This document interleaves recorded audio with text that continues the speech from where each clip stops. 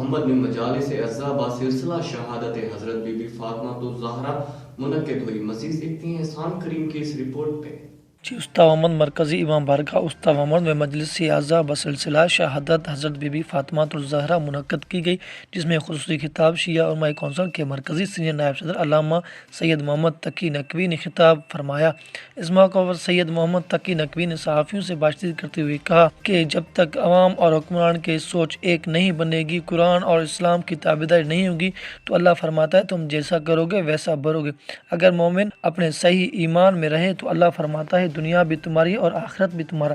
ایک سوال کے جواب پر ان کا کہنا تھا کہ ایران میں جس جنرل کو شہید کیا گیا وہ انتہائی بہادر اور نڈر تھا، وہ امریکی پالیسیوں کے خلاف تھا، اس وجہ سے اسے شہید کیا گیا۔